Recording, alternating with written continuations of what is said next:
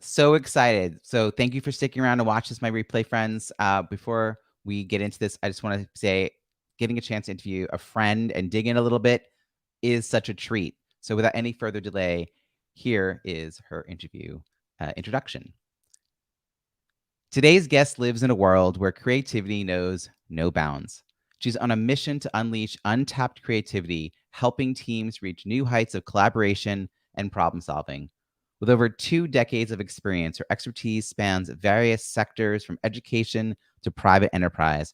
Her passion and energy are infectious, and her innovative approach has garnered acclaim and recognition worldwide. She's a certified speaking professional, an international designation earned by only about 17% of the National Speakers Association membership.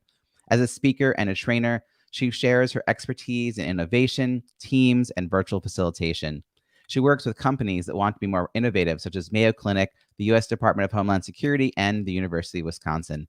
She hosts the Deliberate Creative podcast and is the designer of Climer Cards, a creativity and team building tool used in over 45 countries, and at my virtual book launch party earlier this year, which she hosted. Please join me in welcoming Amy Climer, CSP. Thank you, Robbie. It's so good to be here. I'm so excited to dive in with you. As you know, this is a show about building strong networks, and the context is leadership. So tell me, how do you define leadership, and when did you realize you had the skills to lead? Okay, I'm going to answer the second part first. Sure. I think realizing I had the skills to lead was definitely like a gradual process. Going way back to high school, I played soccer for 4 years on the varsity team, and my senior year I was asked to be the captain, and I can't remember exactly how it worked, but I think basically I was like, no, I was too freaked out. And the coach was like, okay, we'll have a co-captain. There'll be 2 of you. And I was like, okay, fine. And so I think just, as a young person, like in high school and college, just that idea of being in a leadership role really freaked me out.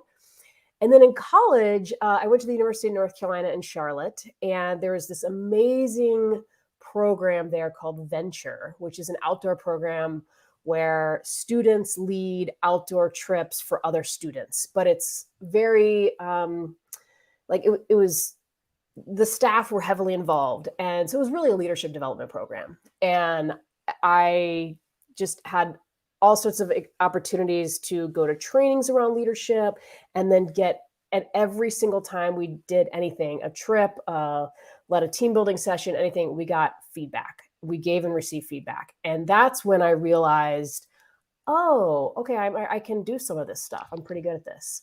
And I think I was thinking about it as I was getting ready for this podcast, that I think sometimes young people don't know what's working and what's not. And so that feedback I found super helpful. And by my senior year of college, the program was like teased me all the time, because my sophomore year when I came in, I was so ridiculously shy. So a lot of growth there. And then, things just sort of continued throughout my career. So that's a little bit of like when I started to understand, like, oh, maybe I could be a leader. And not that it's like a one-time thing. I think being a leader means, I think there's a couple things. One is having a vision, like holding that vision, or, building a shared vision. That's even better. And helping the group or whoever you're working with, like kind of work towards that vision together. It also means putting a lot of trust in the people that you work with. And I think that the more you expect from them, the more trust you have to give them. And so that trust might be like letting them do it themselves, letting them figure out, you want XYZ done, but there's like 100 ways to do that. Step back. Don't like give them, the step-by-step directions, because then I think what you'll get is maybe a lower level performance. This is a generalization. Sometimes that is appropriate, but I think that trust is a big piece of it. Holding that vision is really important. And then I also think like being able to facilitate, because that's really what it is to me, in my opinion, is like leading is basically being able to facilitate a group and lead a group. And so having those skills is really important. So vision, trust and facilitation. I could get behind all these. And I particularly like your emphasis on, if you want to build more trust, you have to give more space for the other person to Mm. do it in their own way. And the more you give people space to do it in their own way, the more trust that builds. And I love that. It really kind of succinctly explains why sometimes, we sometimes micromanage backfires, like Exactly. it's like people stop, they like learned uh learned helplessness basically is what happens. Yes, Like they yes. stop thinking about possibilities and next steps. I remember years ago, you're reminding me of this. Like I used to work a lot with interns who were Mhm. probably about the age you were when you were in this program in college. They were like 19, 20, Yep. about to turn 21 years old. So they're like between sophomore and senior year of college. And I told them that the best thing they could do is learn how to ask the right question. Mm. So I said, before you come and knock on my door, I want you to try a few things. But if you spend 10 minutes and it's not getting you anywhere close, like figure out what the right question is, take a minute to do that, and then knock on my door. And, Mm. like you said, like just giving them the space to sort of figure it out, put some guardrails. Don't spend Yeah, 3 hours trying to figure this out. Um, I I'm love kind of surprised in a way, and not to hear that you were really shy when you're younger. It's not that I think of you as being like a loud, obnoxious, take all the air out of the room kind of person at all, but I don't see you as like a shrinking violet either. So when you were on the playground as a kid, were you really the like shy kid who was off on the sides, or like did mm. you just have a few close friends? Like how did you sort of show up, and how did your teachers and obviously your coach later in life, like they saw a lot of potential in you, even maybe if you didn't see it. So how were you showing up in your own mind, and how do you think you were showing up in other people's minds? Yeah, oh, that's a good question about, what was I like on the playground? I definitely wasn't like just like off by myself. I wasn't, kind of a recluse in that way. Okay, so I'm thinking about elementary school, and my sister and brother and I, my mom was a single parent who owned a business, worked full time plus. And so after school, we went to this program called Extended Day, which was basically like, daycare at school. And the very first hour was always outside on the playground. And it was in Florida. I remember there was like two trees on the entire playground. It was a new school. There used to be a cow field. So anyway, and the teacher sat in under one tree, and you're like not allowed to go hang out over there. So anyway, it was just a big field, and basically I was always like, let's play soccer, let's do something instead of just sitting around. And so I would try to like corral people to play soccer, which had pretty mixed results. Some days I was successful. I would say over half the time I wasn't, just because like the people that were there that day might not have been into it. But I definitely, so I would do that, but it was more like going to ask individual people, like, "Hey, Robbie, would you want to play soccer if I can get a group together?" And versus like standing there and announcing to everyone, "Hey, who wants to play soccer?" Like I wouldn't have done that. So Yeah, yeah, but I even think though asking one at a time takes a certain amount of a skill and backbone and like chutzpah, like you're describing yourself as like I mean, it's good, sort of almost like good networking. I always used to call that a whisper campaign.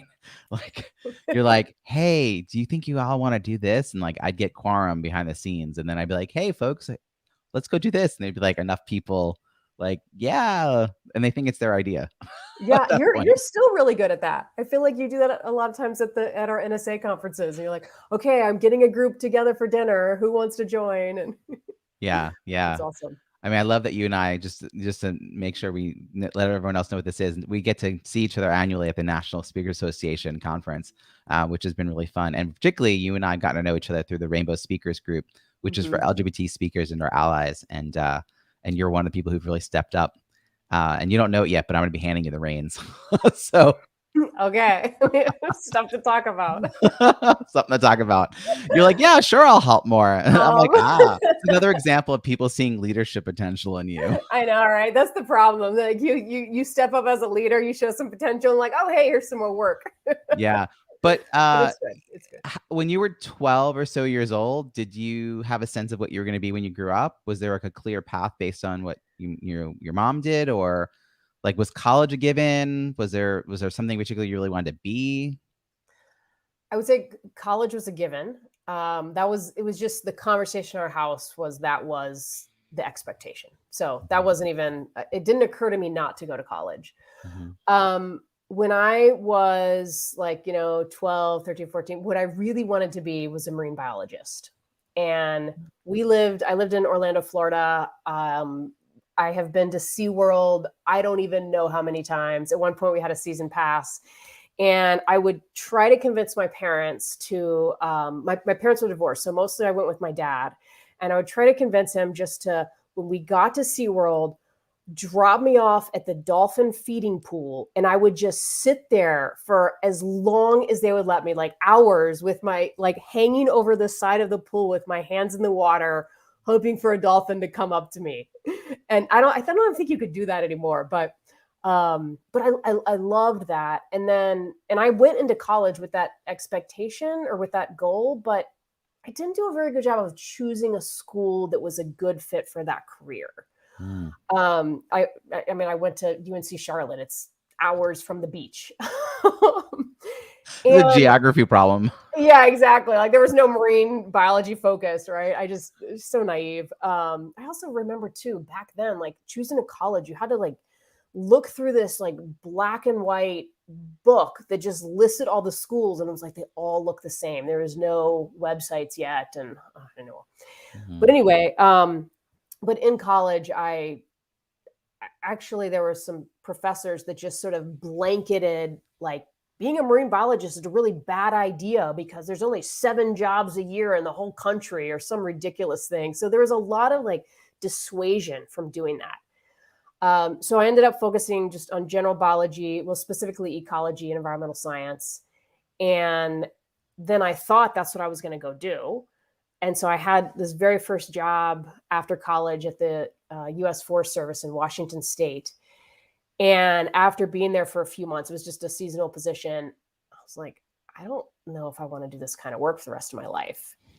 And in college, I had also been leading all these outdoor programs or outdoor trips. And the program that I worked for was much less about, oh, we're going to go teach people how to rock climb. And it was more about, hey, we're going to use rock climbing as a metaphor for how to take risks and how to build your leadership skills. And that was really cool to me. So after that one job in my biology field, I pivoted, and then I just went into this, like, got more into facilitating and outdoor education and that kind of thing. How did you even know? I have so many questions. One, an observation that Pacific Northwest is about as far away as you can get from Florida. Mm. So, wow. There's probably some intention there. But I'm glad you figured out pretty quickly that that wasn't your calling. But then how did you even know, like, was the term facilitation and leadership, were those words used when you were in college in this program, or was it obscured and just it just happened to be what was happening, and but Mm. the focus was on the rock climbing and the results was you grew as a person, or did people actually name that role and that outcome? Yeah, that's a good question. And in this case, they were naming it. Mm, Definitely the facilitation. I mean, at the time I was, I don't know if I actually owned any books on facilitation yet, but the program had, a bookshelf full of books around facilitation. And there was a lot of thought put into, I mean, even just like, you're leading an event and the group shows up. How are you sequencing things? And there was a lot of thought around um, how you might change things for this group of students versus, oh, we have a group of faculty coming in to do a team building program. How might you change things for that?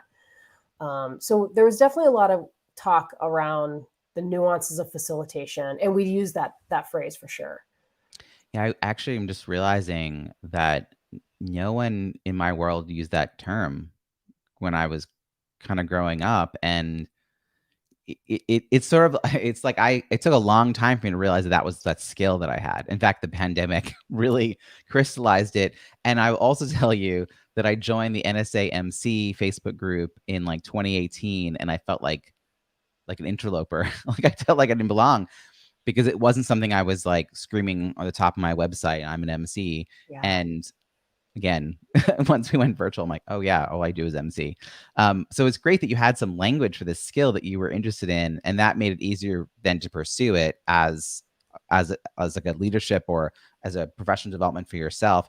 Where did you first start seeking those next steps? Like, how did you make the shift from this sort of seasonal role that you turned out like wasn't your thing, and you're done with school, so you're like, okay, I need a job. Yeah. How do you continue along that path? I was, I guess at the time, and this is, I think, the beauty and the value of when you're 21, 22 is everything I owned fit in my car.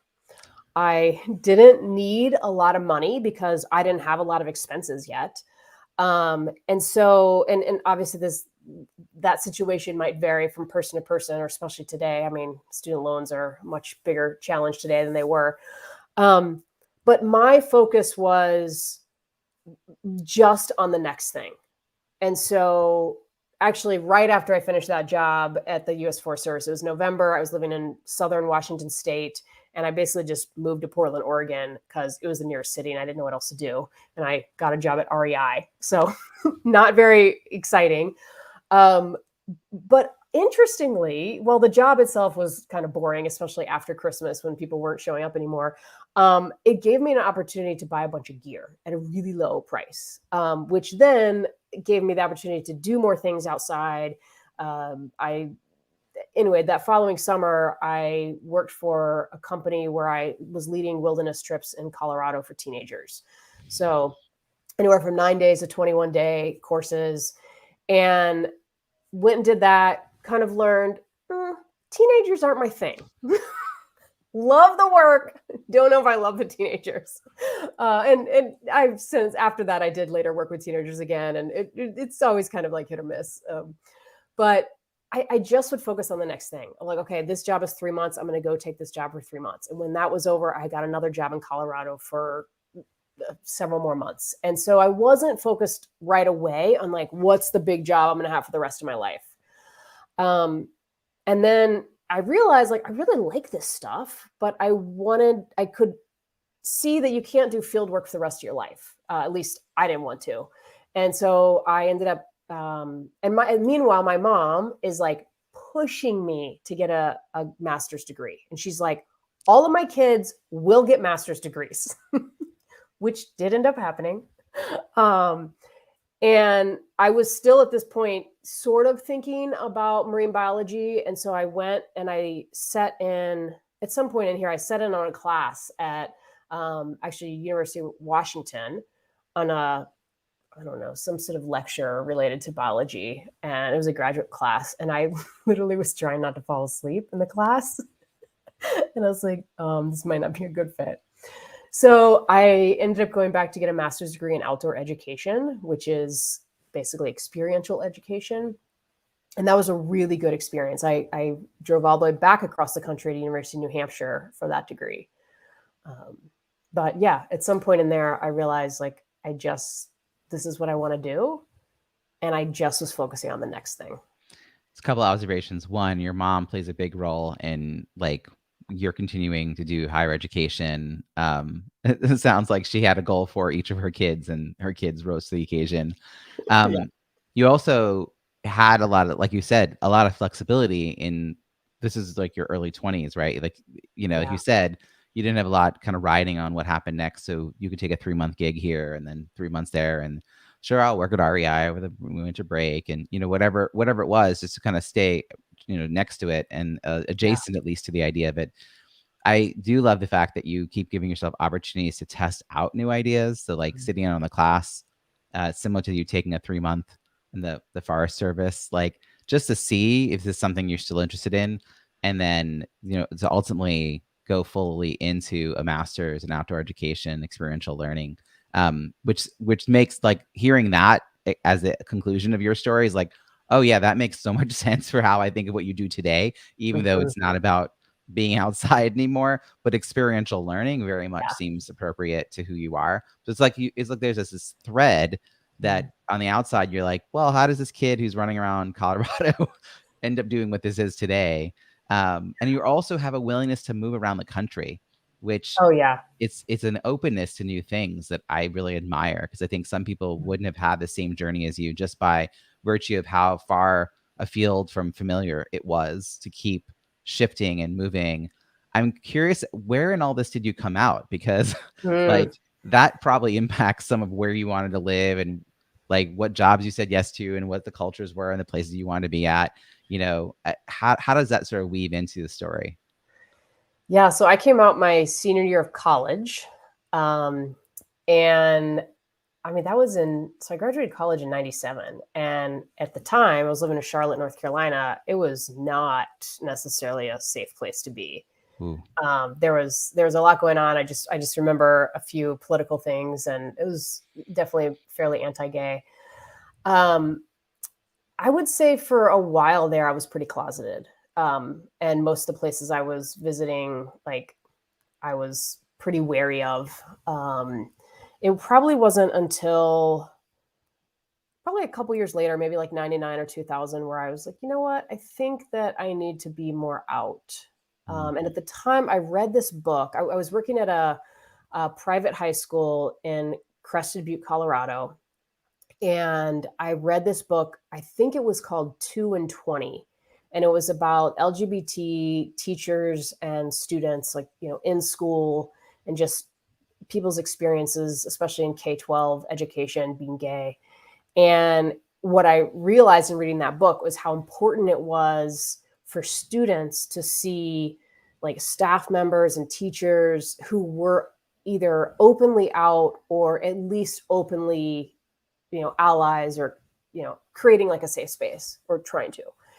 Um, and so so I tried to be a little bit more visible and honest about who I was when I was working at this high school, just because I felt like maybe I can help impact some kid's life. Um, yeah, I appreciate how your like decision to be more open about who you were is influenced by your desire to help others. mm, yeah, Like it was convenient to stay silent most of the time, but that silence was not helping other people. yeah, And so you're willing to kind of put yourself out there and take a little bit of a risk and develop a life where you could be you and where it also could help other people. That's really neat that there's this sort of wanting to help young people in that way when you're working at a school, and it does make a difference. I mean, 100%. National Coming Out Day, October 11th. I was in college in the mid 90s. Basically we graduated around the same time, and I remember asking a lot of people like, why is October 11th National Coming Out Day? And I joked that it's because it's between summer break and winter break. And so you can come home, tell your parents, and then go away and not have to come back until Thanksgiving. that's Um, funny. but it's actually on the 1 year anniversary of the 1987 March on Washington, Oh, which was the cool. second March on Washington. And it's the one where they really talked about visibility. And they Mm, said, like, the idea of the second March on Washington was that if you know someone at the time, they only used terms lesbian and gay. The LGBT alphabet wasn't there yet, but they said if you know someone who's lesbian or gay, you're just much more likely to be open to that. yeah, And they marked the occasion a year later with National Coming Out Day. So, that's um, cool. like, it's fitting because all that was happening around the same time. So this was like 88 was when that started, but like I think in the 90s is when National Coming Out Day, HRC took it on. It became a much bigger project, and that's around the time that you're grappling with all this in the late Yeah. 90s. Just a little aside, in the late 90s, I became the New York State coordinator of a national LGBT campaign called Equality Begins at Home. And we was sort of the antithesis of the March on Washington plan for 2000. It was all state focused, and it was my first paid to be gay like job. And I was in my master's program at the time when it was happening. But it is sort of funny, like what was happening in the world and how we sort of involve ourselves in it. Um, I think it's hard to know, like, especially people who are younger, maybe like 30 and below, to understand like it was it was really different. People were there was a lot, it was a lot riskier to be out, I think. And I think I feel like we had it definitely easier than people older than us, for sure. mhm, And I've also often noticed it's very interesting to see like like I've had friends that are 10 years older than me who are also lesbian, and just to see like how they navigate life is really different. And compared to people who are 10 years younger than me, I'm like, oh wow, this is so fascinating. All based on just like what was going on when they were growing up. Yeah.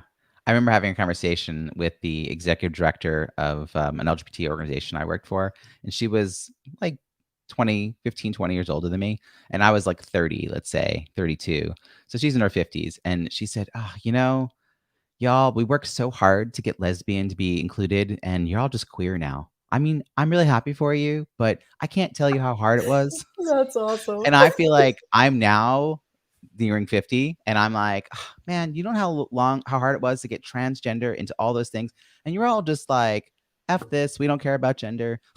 Right. Like, And I'm it's like, just like, "Oh, I'm really happy for you, but, like, you don't know how hard it was." And I'm like, "Ah, stop being like, get off my lawn about it." Like, yeah. generations change, and, like, this is part of what we were hoping for, is that people would stop caring about labels.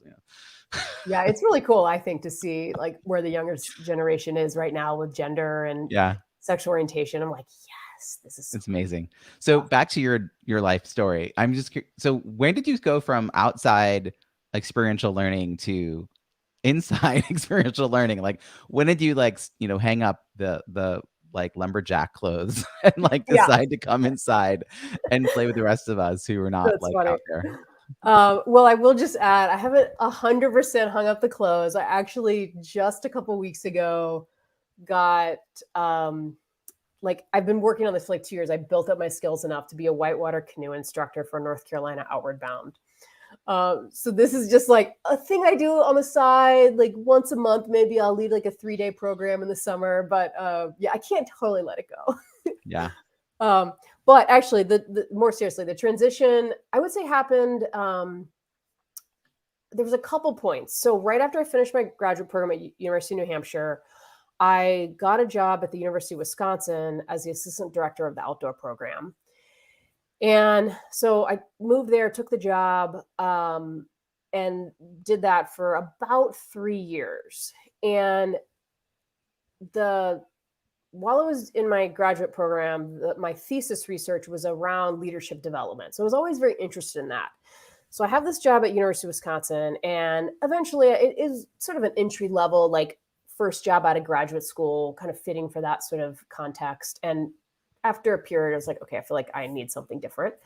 Meanwhile, the School of Business was hiring a leadership developer coordinator. I forgot the title.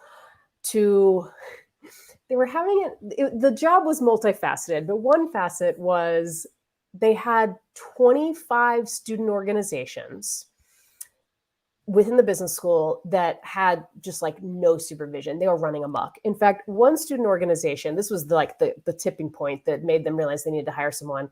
One student organization wanted to have a fundraiser for Mothers Against Drunk Driving, which is awesome. And so they decided to host a keg party. And the university was like, you're doing what? For what? No. Mm-mm. And the students did not understand what's wrong with this? This is fine. And of course, UW is like a huge party school. Anyway, so my job was to come in and like rein in and provide some guidance here, and then also to develop a leadership program for the undergraduate students. And I got that job in part because I was so focused on leadership development across campus in the outdoor program. So anyway, go there, and I worked there for 2 years in the School of Business, and I eventually left the university because it's just so. If you've worked at a university, you know this. The pace is glacial. It is so slow, and so if you have a new idea, even if it's the idea doesn't cost anything, and you're willing to do the work, they're like, "Oh yeah, we could do that in about a year." You're like, how about next month? I mean, there's nothing to this idea. Let's just get going, but no. So I got a little bored. But eventually there's some other things in between we can get into if you want. But eventually I opened my consulting practice, which I have now, was in 2009. And I thought that I would do more outdoor ed type things and like take, corporate groups out rock climbing to look at, risk and help them develop connections. And I pretty quickly learned that I could get paid 10, 20 times the amount if I stayed inside. which is like ridiculous to It think makes no about. sense. It makes Yeah, no sense. makes no sense. I mean, the skills required to, to be outside. But again, it's all about perceived value. And Right. I just couldn't quite figure out how to do what I wanted to do and get paid to do it outside. And so I was like, all right, I'm just going to come inside and do this. And then it worked fine. So, What led you to hang your own shingle and like build your own? Like you were basically hopping around doing different jobs, learning lots of skills. You got another degree, um, but you then jumped into 2009. Was 2008 like the economy like an impact? Because I know a lot of people that was part of it. But like, what was the impetus for you to decide to become a full-time entrepreneur? well, there's a couple other steps in between. It wasn't the economy. So I'll just fill in a couple gaps. So after I left the School of Business, which was in 2006, like I said, I got bored. Meanwhile, one of the things I've been doing on the side is building. I was doing a lot of art, and so I had always one of those like childhood dreams had been to be a professional artist. And that was definitely one that was like, no, you're not going to be a starving artist from this family, you know. But anyway, I was like, you know what? I think I can do this. So I quit my job at the university and I became a full-time artist. Uh, I actually was just reading something recently, a paper I wrote. My tax return that year, it was either '06 or '07, I made $12,000 selling my art, which obviously is not enough to live on. And I think there were a number of factors of why I wasn't making enough money. One, I actually don't think I was good enough as an artist, and there weren't enough. Like Etsy hadn't started or just started. Facebook was brand new. Like all these channels weren't in place yet. But anyway, so I needed to find something new, and I took this job, another job back at UW, and 1 month into that job, it was like one of those jobs. Like I knew before taking it, it was a bad fit, but I took it anyway. And 1 month into that job, a friend of mine sends me a job announcement for this job out in Durango, Colorado, as a professor in outdoor education at Fort Lewis College, and I was like, what? And he sent it to me. He's like, hey, Amy, could you like pass this on to other people? And I'm like, yeah, okay, sure. And I opened it up and I'm like, oh, this is my dream job. And it did not require a PhD, which at the time I didn't have. But meanwhile, I'm in a relationship with my now wife, and we'd been together for 2 years. And I come home and I'm so excited. I'm telling her about this job that I'm talking so fast she can't understand me. She's like, Amy, slow down. What is going on? So I finally get it all out and I'm like, yeah, we could go live in Durango, Colorado. And I'm so excited. And she's like, Durango? What? And she's like, born and raised in Wisconsin, lived 1 year of her life in another state, has no interest in moving. She has a great job that pays well, much better than mine. And yeah, that was a really interesting period because we had been together long enough that we were living together and committed, but nothing had really tested the relationship. And so this was like the litmus test. Like, how are we going to handle this? So after many conversations, what we decided is that I would take the job. And if she couldn't find anything that was really good within a year, then I would come back to Madison. So I was very upfront with Fort Lewis, thank goodness, because after a year, there was nothing. I mean, this town is 15,000 people. The nearest city's 3.5 hours away. It's 2008. Everybody's has a hiring freeze. I mean, the mayor had Julie's resume and was like, she's really qualified. I don't know what options there are. So I ended up coming back. But when I came back, part of our agreement was I'm not going to go work at UW again. There's a lot of great things about it, but I'm not a very good employee because I just have too much of this entrepreneurial spirit. And so that's when I started my consulting practice. It also sounds like having her support in that, like, Oh right? yeah, 'Cause absolutely. making a decision like that. I mean, I had a similar moment where I, I had a mentor. Dory Clark was a friend and a mentor trying to push me out of my comfort zone of my day job, and I was like, oh, but I get insurance and I get a paycheck, and then I was like, okay, fine, I'm ready to do this. And my wife when I left my job to focus on a business, we had this one day, I remember, like, I went to her 3 times to tell her that I was gonna not take some offers that were coming my way. As soon as people heard I'd left, they were asking to do, like, "Oh, event planning. Oh, can you help us with this fundraising plan?" Which Oh, was cool. not what I wanted to do. Like, it was what I had been doing, and I kept, like, I'm like, "I'm gonna turn down this, like, revenue." And finally, my wife was like, "Are you asking permission to not make money?" I'm like, "Yeah." She's like, "Listen, I've lived here for, 8 years without you. I love you, but I don't need you." And I was like, "Thank you." It's like, "Oh, I can go That's cool. do this for real?" And it's like having that partner who's Yeah. like, "Yeah, I believe that what you need is, like, the ability to actually implement all your ideas, and not have that constriction." But it sounds like what you originally thought you were gonna build a business around turned out to not be the outdoor focus. You moved inside quickly. I want to bring to the forefront your Climer cards because that seems to really bring full circle your interest in art. So you've got these beautiful deck of cards that are used for facilitation. And so if people could just visualize, you know how people like stack rocks, which you're not supposed to leave behind because it's really bad for nature. But people stack rocks and like and imagine like you're like, oh, balance, so you have this great imagery. And are they watercolors? They are. Yeah, I Yeah. know only some people will be able to see, but this is what the Yeah, box so looks there's some like. beautiful watercolors and, like, different things like hearts or, like, a purple octopus or whatever it might be. Um, and so people grab these cards and then can share in small groups in person, and then eventually you had a virtual version.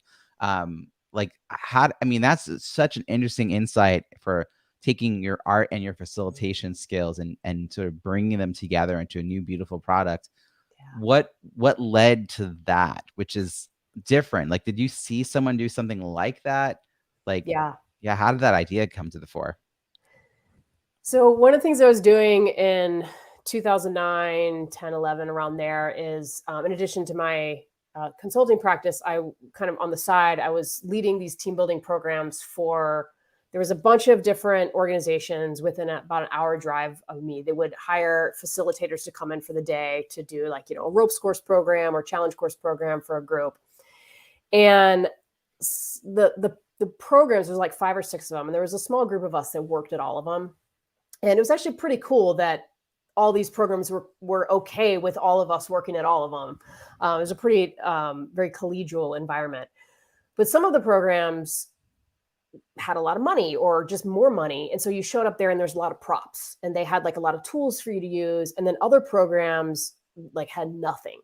And so pretty quickly, I was just like, I was like working on getting all my own props so that I didn't have to like worry about that when I showed up.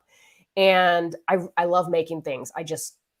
I think I have this just internal drive to always be making something. And so I just made all my own props. And anyway, at the time, there was another deck of cards out there that actually still exists, but it was basically like 1990s clip art. And it wasn't that great. And so I just made my own deck, and no intention of selling these or anything. I made my own deck. They were just these little watercolor paintings that I laminated. And one day I was leading this team building program for a group, and it was an interesting group. It was women who were in the trades, like carpentry, electrician, that kind of thing. And so we do this team building activity, and it did not go well. Like they were arguing with each other and just kind of like not exhibiting great behavior.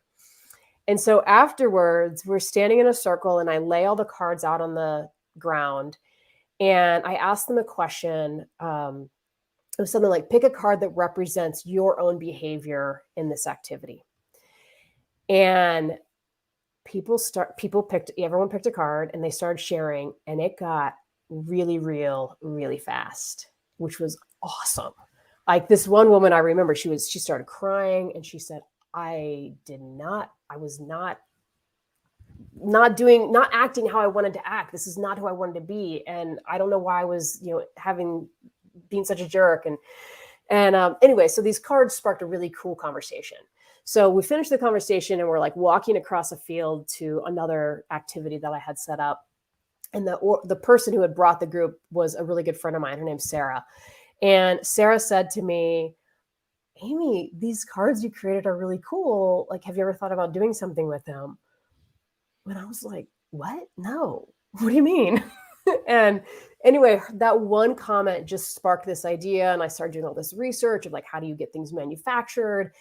And I eventually put it up as a Kickstarter campaign, just partly to see like, would anybody be interested in this? And it was successful. And I got them printed and started selling them.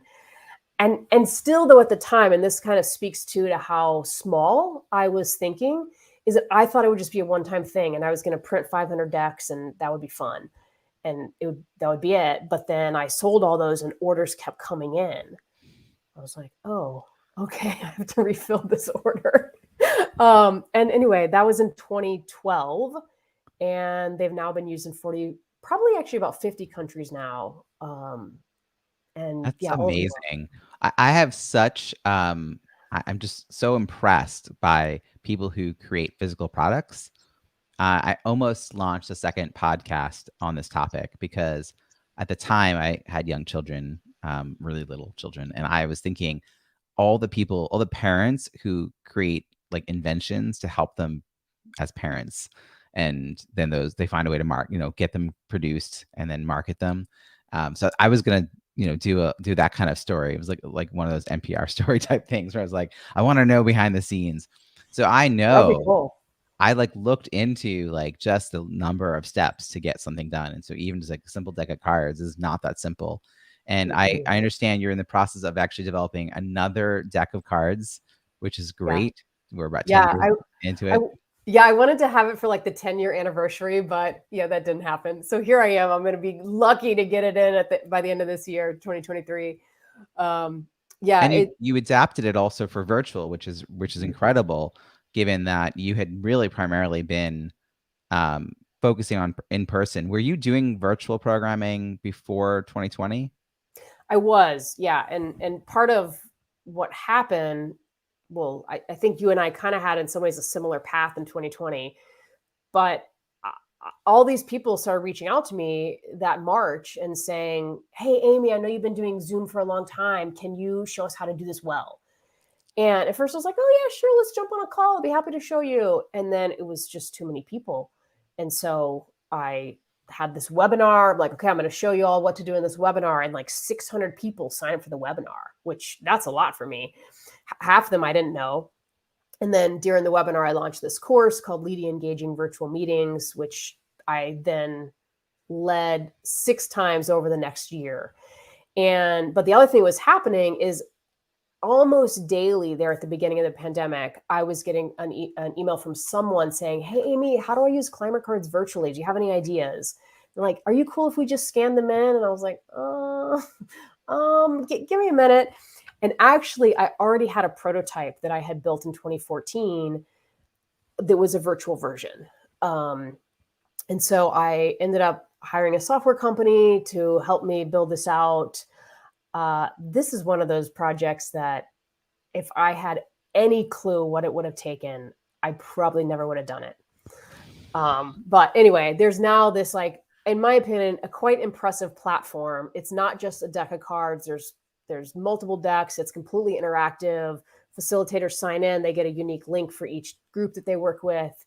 I'm actually now really proud of it, of where it's gone. So Yeah, no, I've seen it in action, both a little behind the scenes and also as a participant, and it is quite impressive. And the fact that you got that up and running in time for people to find it useful, and I mean, we're still using Zoom and other virtual platforms. Hey, we're about to wind down as we head into our final wrap up question. It's gonna take a quick minute to hear something from our sponsor. All right, here's the wrap up question. I first of all, I know you and I are going to stay in touch, but let's say it's a year from now, and one of us remembers that I entered you a year earlier, and I'm going to be asking you a year from now, and I will actually ask you this when I see you at okay. Influence next summer. Hey, it's been a year. What are we celebrating? What are you most happy about happening the last year? Like, in this case, like, what are you most looking forward to in the year ahead?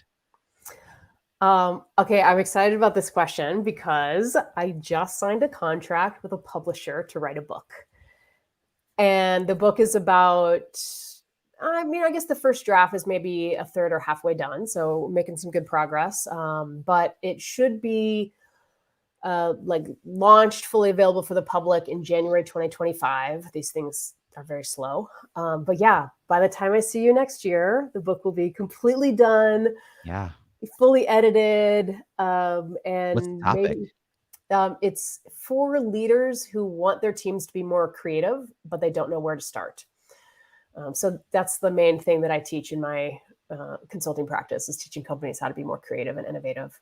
So. This is really exciting. I can't wait to celebrate with you. And of course, because I love book launches, I want to be on your launch team. Thank you. I'm super excited about that.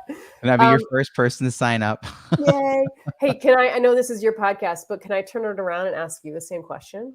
Like, what would you? Yeah. So thank you. No one ever does that. But I just scheduled a first call with someone from LinkedIn Learning, and we're going to Ooh. explore what's possible. And I just know I have a ton of content that they don't have around. I mean, they think they've got event management and virtual facilitation covered. And I know that there's a lot Better. more that could be added to their library. And so, yeah, I'm going to be doing my due diligence over the next few weeks to fully research that. And I want to thank my friend Denise Jacobs for making that connection happen for me. That's so cool. But yeah, that was something that's sort of been on my bucket list as a next sort of piece of content that I think would be really helpful, is to start creating LinkedIn Learning courses. So yeah, I'm hoping a year from now that I will have at least signed to do one, if not actually had done one. That's exciting. That's super cool. It's going to be really valuable for folks. Thank you. So where can people find you and follow your work? If you want to follow me, I'm at climerconsulting.com, and Climer is spelled Climer. And if you want a deck of Climer cards, you can go to climercards.com, and you can find the physical deck or sign up for a free trial with the virtual version. Yeah, and you can also find me on LinkedIn. Fantastic. We'll put all these links in the show notes at ontheschmooze.com, including a link to your podcasts. I'm so excited you got to join us. Thank you so much for sharing. Yeah, thank you, Robbie. This was fun.